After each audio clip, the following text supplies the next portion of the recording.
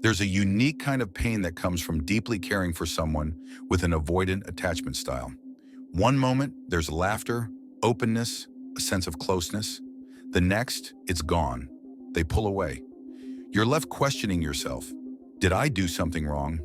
But a Stoic would remind us, not everything is about us.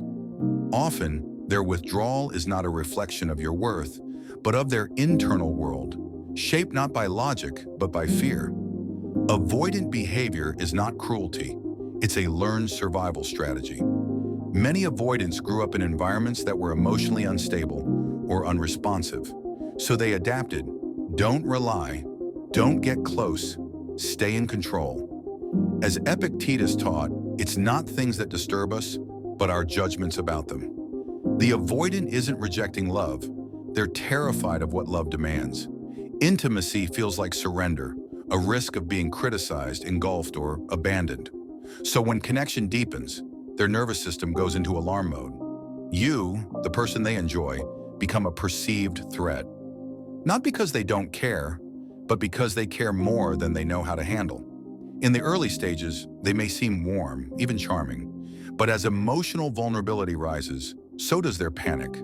This isn't rational, but Stoicism teaches us to see clearly what is within our control and what is not. Their fear isn't yours to fix.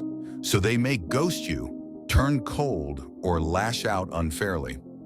Not from malice, but from overwhelm. And if you have an anxious attachment style, this cycle becomes torment. The more you reach, the more they retreat. The more you chase, the faster they run. Seneca once said, "We suffer more in imagination than in reality." But in moments like these, the suffering feels very real. Still, wisdom lies in pausing, not reacting. The avoidant isn't trying to hurt you. They're trying to survive emotional exposure. To them, intimacy can feel like losing themselves. So they revert to what's familiar, distance. What's tragic is that many avoidants long for connection, but only on their terms, without emotional risk. They may be present when things are light, but vanish when emotions deepen. This isn't manipulation. It's a war between their desire for love and their fear of it. Even your gentle presence can trigger their past wounds. But again, that's not your fault. Stoicism reminds us, discomfort must be faced, not escaped. Avoidance might bring them temporary peace, but in the long run, it deepens their isolation.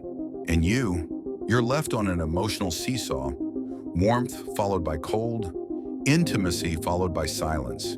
It drains the soul. That's why a Stoic must stay grounded, rooted in self-worth. Their behavior is not a reflection of your value. Don't internalize their fear, and don't sacrifice your peace to calm their storm. Sometimes even your love may trigger their pain, but as Marcus Aurelius taught, if it's endurable, endure it. If not, stop complaining. In other words, make a clear choice. If being with them feels like walking on eggshells, ask yourself, is this love or emotional starvation dressed as connection?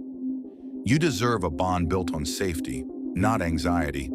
Avoidance can heal, but only if they choose to. With self-awareness, therapy, and effort, change is possible. But you cannot love them into healing. Growth requires courage, not comfort. Love alone can't transform someone who refuses to look within. So if you're always the one reaching out, waiting, hoping, remember, you're not here to beg for closeness.